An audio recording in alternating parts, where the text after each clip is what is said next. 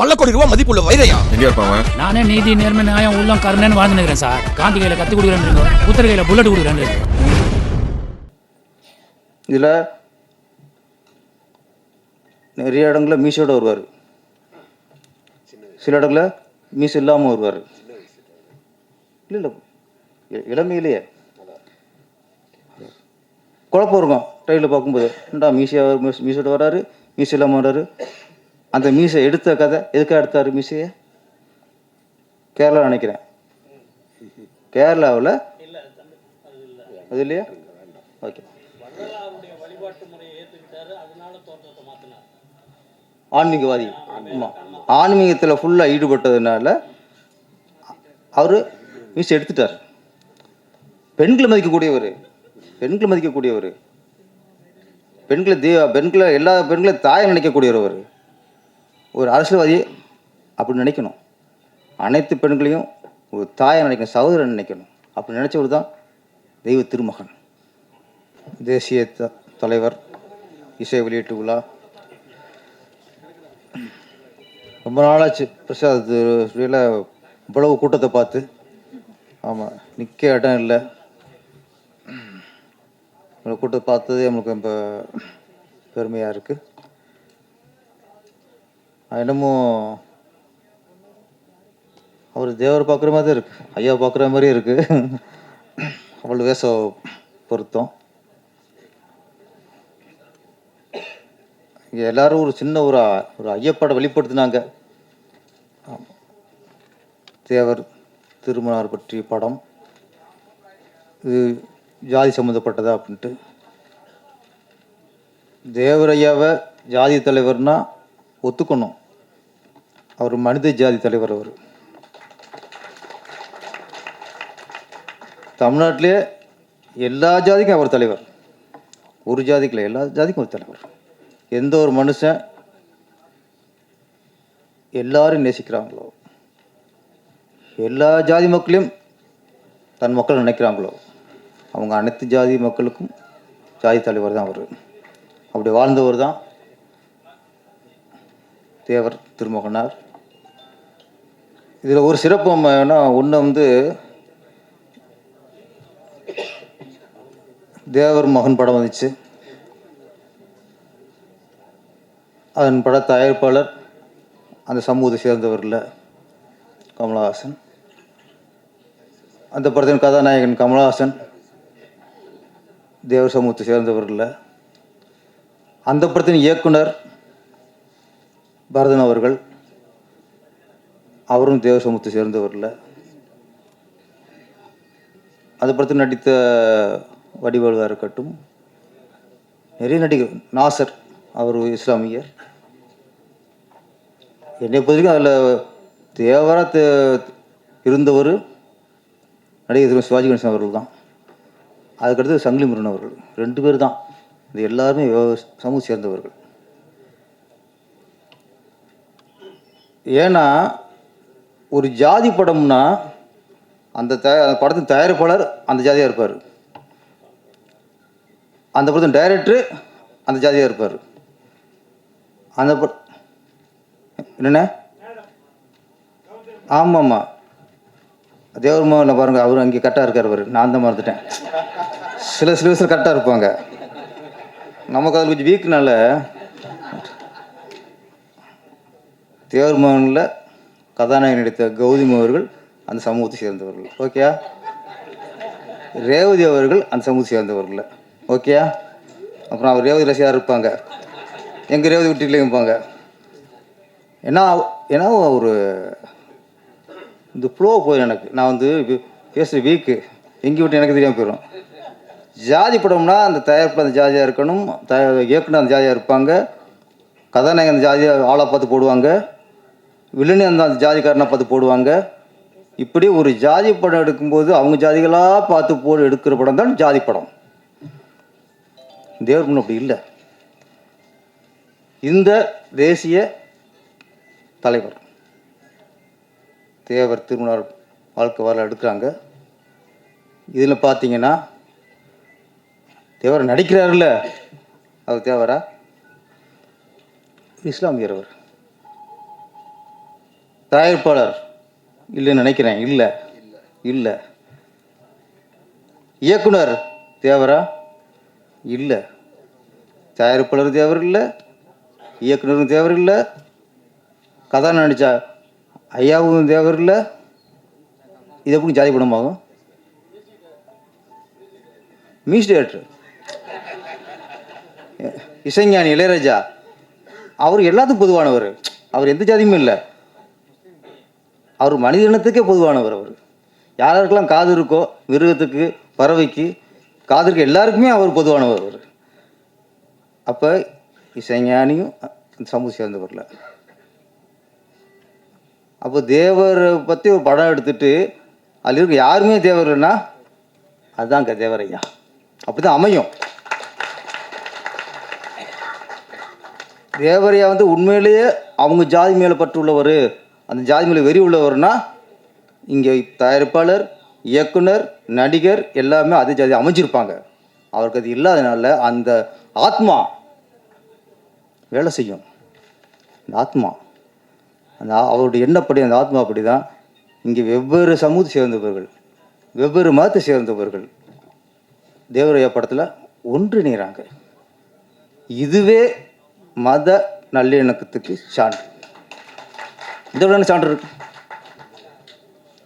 நான் சத்யா சார் ரொம்ப பாராட்டுறேன். ஒரு தயாரிப்பாளர் அவருக்கு ஒரு ஜாதி வரி இருந்தால் வேற படம் எடுத்திருப்பார். நம்ம ஜாதிக்காரனை பாடுற எவனா டேரக்டர், நம்ம ஜாதிக்காரனா நடிகராக போடு அப்படி தேடி இருப்பார். உங்களை பாராட்டணும் சார். ஃபஸ்ட் தயாரிப்பில் பாராட்டணும். ஏன்னா நீங்கள் இது பெரிய மனசு வேணும் சார், பெரிய மனசு வேணும். ஒரு பொதுவாக இப்போ சார் சொன்னார் ஆர்விக்குமார் சார், சும்மா ஒரு லவ் ஸ்டோரி, ஒரு ஆக்ஷன் படம், ஒரு காமெடி படம், ஒரு காதல் படம் அப்படிங்கும்போது அதுக்கு யார் வேணும் ப்ரொடியூசராக இருக்கலாம், யார் வேணும் டேரக்டராக இருக்கலாம். ஆனால் ஒரு சமூகத்தை சேர்ந்த ஒருத்தரோட படத்தை எடுக்கும்போது வெவ்வேறு சமூகத்தை சேர்ந்தவர் சேர்ந்து எடுக்கிறாங்கன்னா அங்கே அவர் தான் தெய்வ திருமகன். அதான் தெய்வ திருமகன். இதில் காட்டுவாங்க. நான் சொல்கிறேன், தமிழகத்தில் இந்தியாவிலேயே அரசியலில் யார் யாரெல்லாம் உள்ள வர்றாங்களோ, யாரெல்லாம் அரசியல்வாதி ஆகணும்னு ஆசைப்படுறாங்களோ, யாரெல்லாம் அரசியல் கட்சி ஆரம்பிக்கிறாங்களோ அவங்க அனைவரும் படிக்க வேண்டிய ஒரே படம் தேவரோட வரலாறு.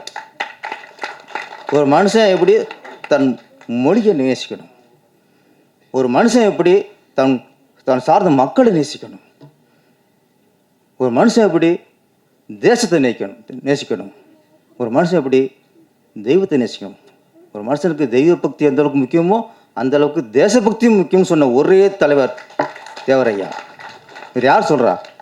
இன்றைக்கி இங்கே இருக்கவன் இந்தியா வேற நினைக்கிறான். இந்தியானா அது வேற, தமிழ்நாடுங்கிறது வேற. இங்கேருந்து இந்தியாவுக்கு எதிராக நிறைய குரல் வந்துக்கிட்டு இருக்கு. ஆனால் தேசமும் தெய்வீகமும் எல்லாம் ஒன்றுன்னு நமக்கு சொன்ன தலைவர், தேசிய தலைவர். அங்கே கற்றுக்கணும். ஜாதியை தாண்டி, மதத்தை தாண்டி எல்லாருக்கும் யார் பொதுவாக இருக்கணும் அவன் தான் அரசியல்வாதி. இந்த மக்களுக்காகத்தான் நான் இருப்பேன், இந்த மதத்துக்காகத்தான் நான் போராடுவேன் அப்படின்னா அவன் அரசியல்வாதி இல்லை. அரசியல்வாதி என்பவன் அனைத்து மக்களுக்கும் பொதுவானவன் தான் நல்ல அரசியல்வாதி. அது இல்லாமல் இந்த ஜாதி, இந்த மதம் அப்படிங்கும்போது அது ஒரு நிமிஷம் சாரி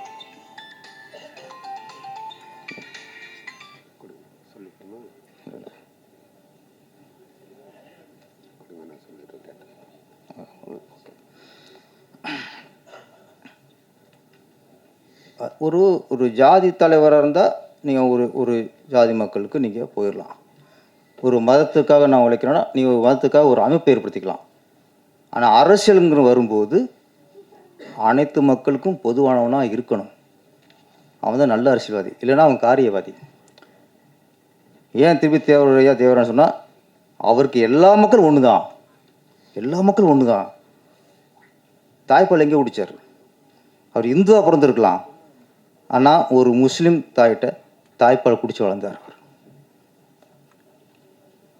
இறக்குற காலகட்டத்தில் அனைத்து சொத்தையும் அவர் ஜாதிக்காரன் எழுதி கொடுத்தாரு. ஆக்சுவலி தேவராயனுக்கு மேலே கோபம் வரணும், யாருக்குமே வரணும், முக்குலத்தூருக்கு வரணுங்க. தேவராய மேலே கோபம் வரணும்னா முக்குலத்தூருக்கு வரணும். ஏன்டா இவ்வளவு நாங்கள் கொண்டாடணும், நம்ம ஜாதியில் பொருந்த எங்கள் ஜாதிக்காரன் ஒன்றும் பண்ணாமல் பட்டியலத்து மக்களுக்கு அனைத்தையும் கொடுத்துட்டியே. நான் சொல்கிறேன், தேவராயை கொண்டாட வேண்டிய யாருன்னா பட்டியலத்து மக்களும் கொண்டாடணும், அவங்க தான் கொண்டாடணும். உங்கள் எல்லாருக்கும் தப்பான வரலாறு சொல்லி கொடுத்து நீங்கள் உங்களுக்கு எதிரானவராக தேவரை நீங்கள் புரிய வச்சுருக்காங்க.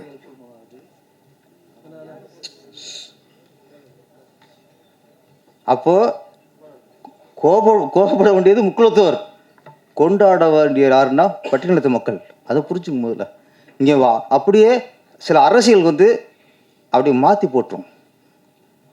அதை சொல்கிறது தான் இந்த மறைக்கப்பட்ட வரலாறு. இங்கே நிறைய மாற்றப்பட்ட வரலாறு நிறையா இருக்குது, அதுவும் கொண்டு வரணும் அடுத்து. அதனால் யார்